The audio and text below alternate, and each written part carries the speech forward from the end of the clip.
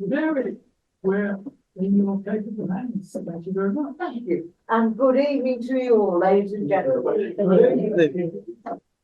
Like a great many of my generation, I owe my being to Adolf Hitler. My parents, my mother from Smethwick, and sorry, I get that the right way around. My mother came to Wolverhampton, my father from Smethwick, and they met each other during the Second World War. Now, my father joined Smethwick Fire Brigade in 1940, and he fought the flames of the Blitz. My mother had joined Wolverhampton Fire Brigade in 1939. She was in a dead-end job when she realised that she could achieve a career when recruits were being called for, which she did. But she became a senior leading firewoman, preparing and delivering training programmes to fire stations in Albury, West Bromwich and Smethwick. Thus did they meet at Broad Street Fire Station. Not long after the war came to an end, they made plans for their future together and set up home in Smethwick. Now, just in case anyone is unsure exactly where Smethwick is, it's part of the borough of Sandwell now, but it was a small independent town next door to Birmingham. There's the centre of Birmingham. This is the main road leading westwards towards Hagley and Halesowen. The main roads leading out towards Dudley and Wolverhampton. Smethwick sits pretty much between the two, 3 miles from the centre of Birmingham.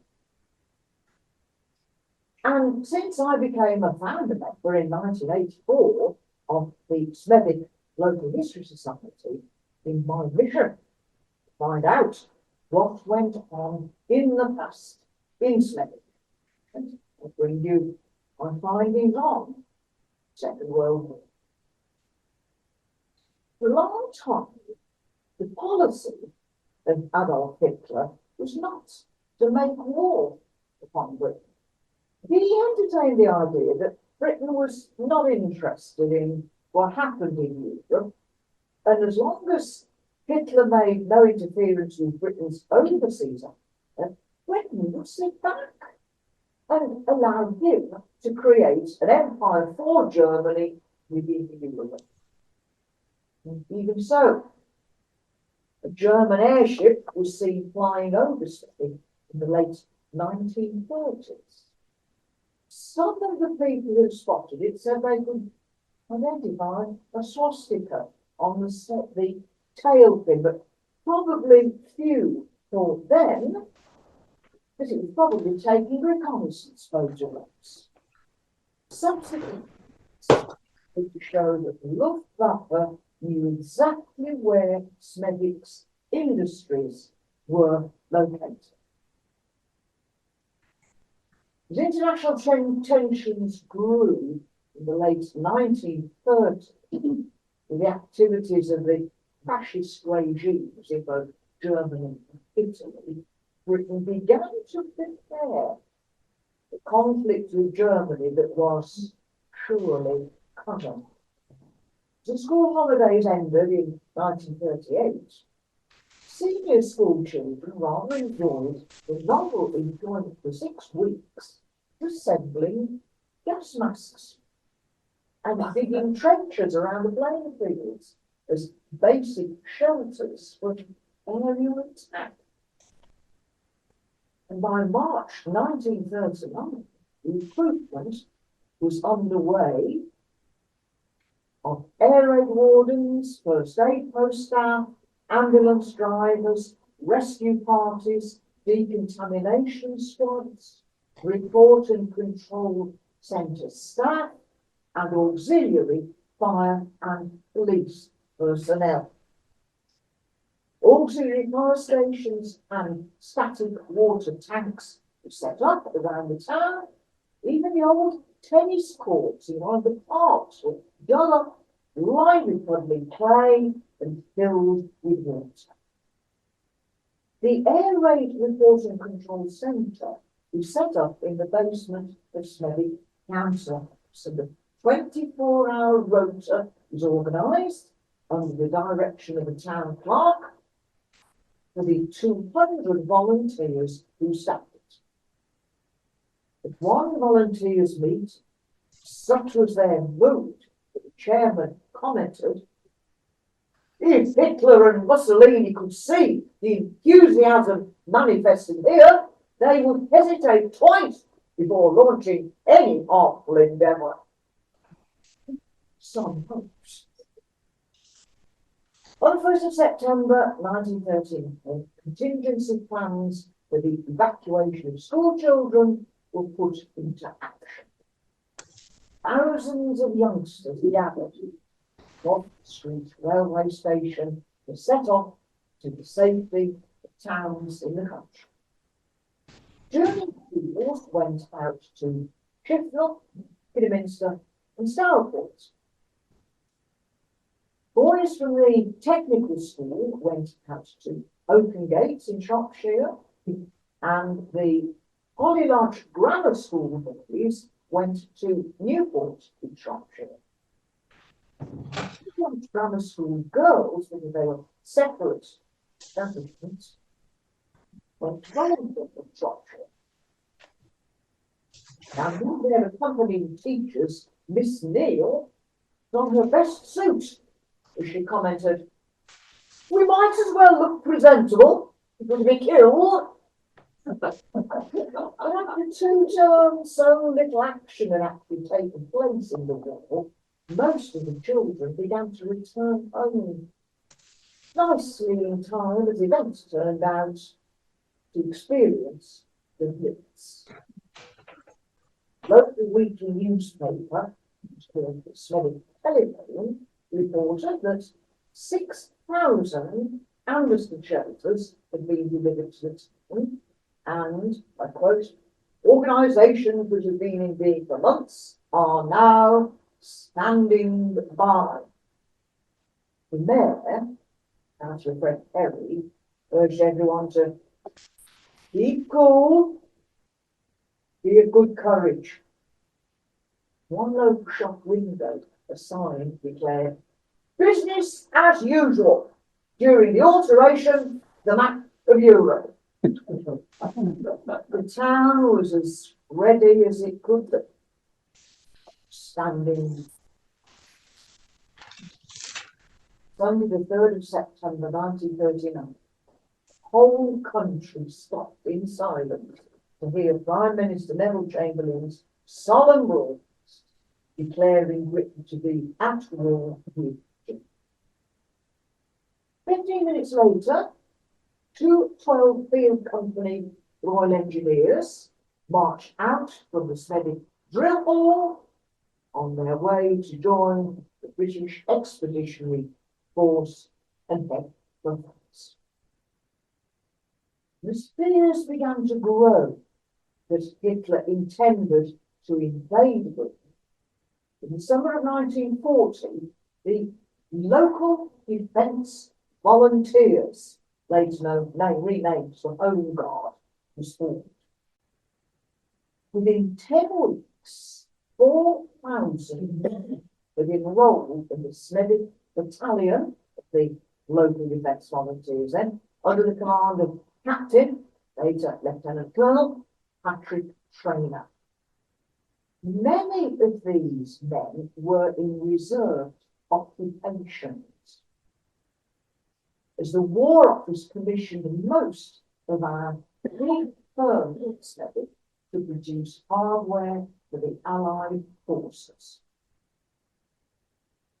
My list is by no means a complete one, I'm sure, but I have been able to trace the following.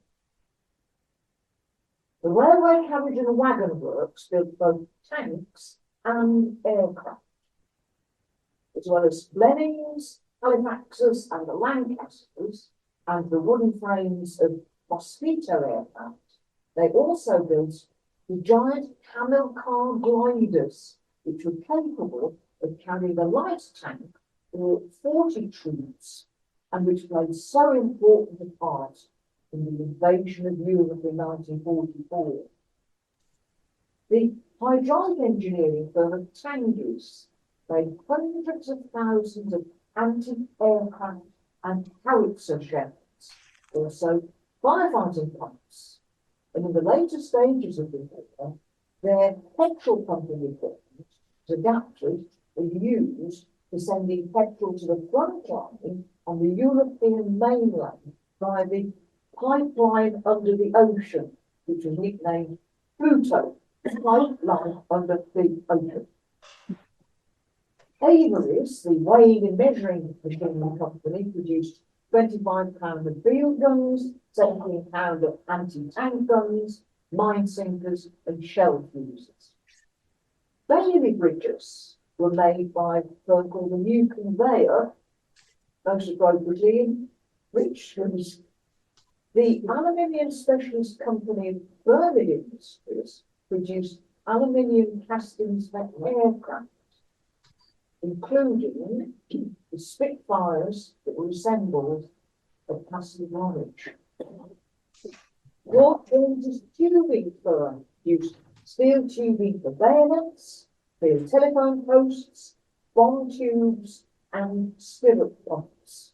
And Eclipse sprayers used their expertise in producing an improved version of the stirrup pump, vital piece of equipment for tackling fires set off by incendiary bombs. The great glassworks of Chance Brothers, their expertise in optical lens was used to keep the Allied forces supplied with hundreds of thousands of gun sights, range finders, aerial cameras, periscopes, and searchlights. British pens made millions of gun links to hold bullets together on belts, and their knitwear machines were converted to making parachutes. Just clean the metal folds poured out by the millions with screws, nuts, and bolts to hold all the hardware together. Even part of Mason's pop factory was taken over from munitions. Pensacola supply all the American bases in Britain. I find nobody's released as far as the armed forces were concerned. Scrivenser's bakery produced tons and tons and tons of cake and biscuits for their commissariats. So vital to the War Office, who said its output, that each month a man from MI5 came to a report on local morale from Police Superintendent Callahan. To boost that morale, during the war, visits were made to Smethwick by cabinet ministers, such as Lord Walton, the Minister for Food, the famous Walton Pie, and Sir Stafford Cripps, the Minister for Aircraft Production. General, as he was then, Bernard Montgomery came to visit the carriage works on 2 occasions, and King George VI and Queen Elizabeth made visits to Chance's glass factory also on 2 occasions. But I expect that probably more effective still in boosting people's morale were the visits made by the enormously popular radio entertainer Tommy Hanley and Luther, the song and dance entertainer Jack Buchanan came. They both came to open exhibitions of goods made by Smethwick ex-servicemen. And George Forward was a huge hit when he came to the Windsor Theatre towards the end of the war to do a fundraising concert for the Red Cross.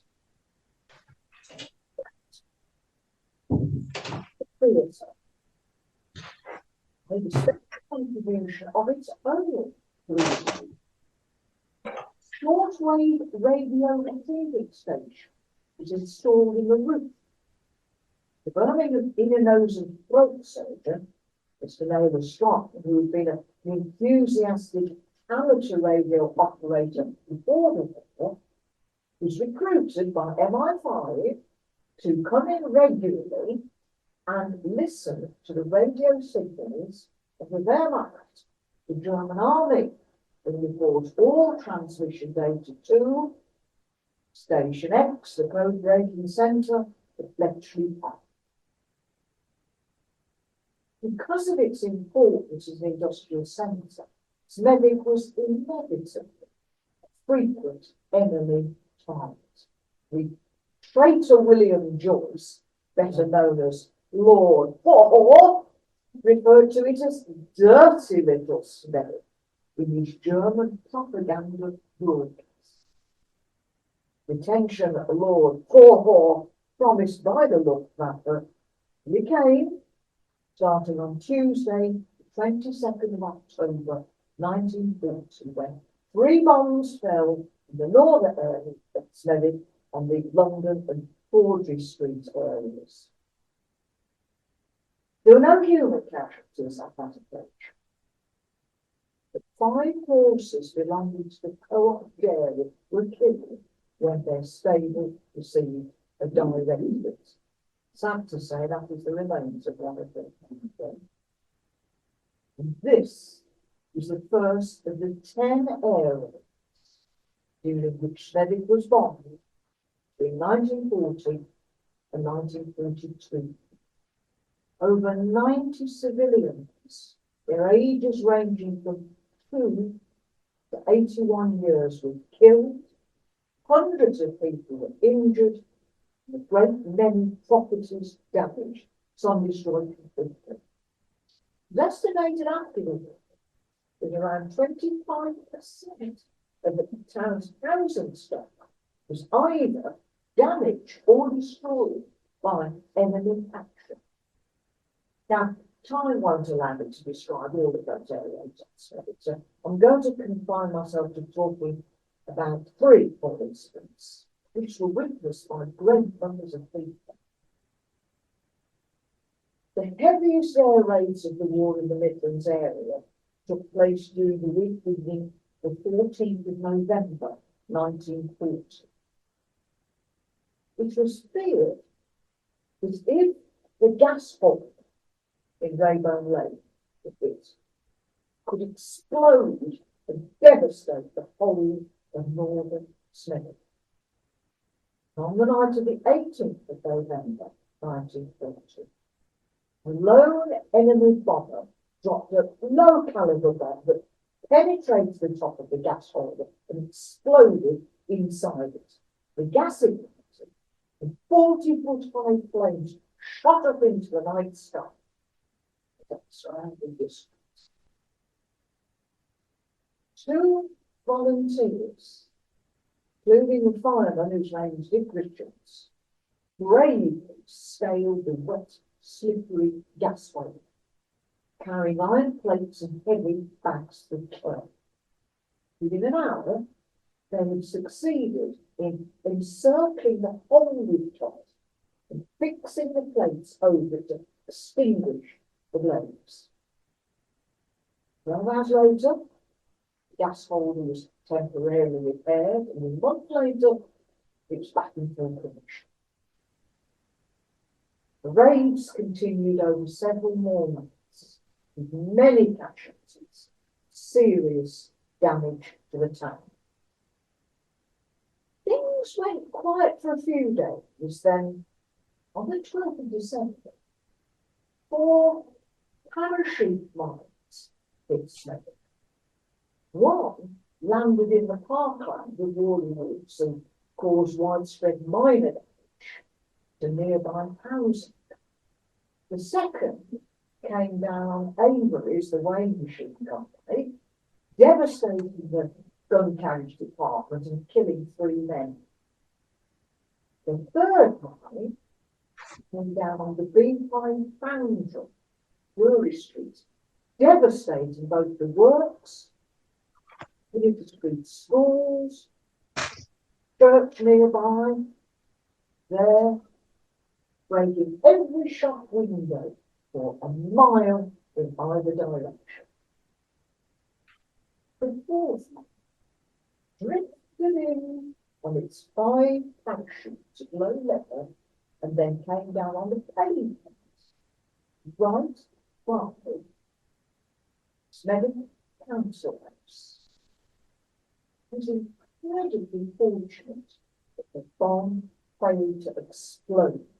When it came down, the parachute lines became entangled. There was some wiring across the street here, and then came caught in that.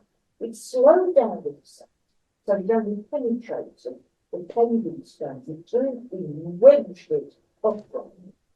The ground shook as if there'd been an earthquake. One eyewitness, who was a young home guard private on duty, suffered the natural bodily consequence of extreme shock. Leave you to work out exactly what that means. And told me this himself, so I'm certain it's true.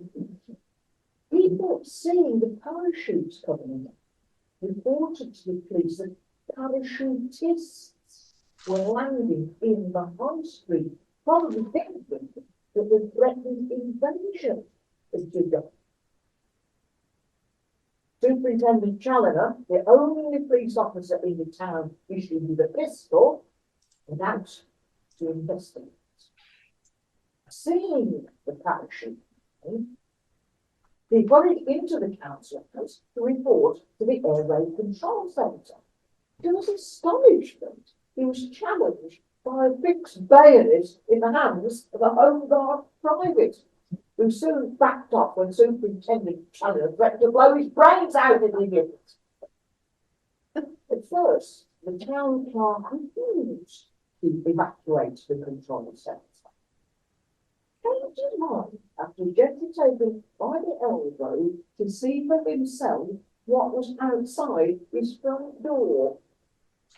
Tyre staff led out of the back door, never stopping until they reached Rod Street Fire Station, where the temporary air raid control headquarters was set up. Hundreds of people came to stare at the mine, calling out, "Good luck!" to this young man, Hugh Symon, young Australian in the Royal Naval Reserve, who sent infusions. He was on his first assignment after training, and I quote here his own words. "It was extremely cold. My hands were raw with the cold and they stuck to the metal." After describing the diffusing process, he went on to say, "Now there was the hydrostatic clock, which could have been booby-trapped. I tied a cord around this and repeated the operation. As I approached the bomb, I noticed 2 young boys playing with the clock. I was totally aghast. They asked me what I was doing. They'd been hiding in the bushes for nearly 2 hours. I shouted at them. They ran away. Then, the mine was safe. Many people ran towards the site. I was dragged into a nearby pub. A hat was presented to me, brimming with coins and notes. I told them they couldn't give me money, so they gave me beer instead. That young officer saved Central Smith, especially the vital report and control centre in the council house, from complete devastation. The bomb was later taken up to the quarries at Raleigh Regis to be detonated.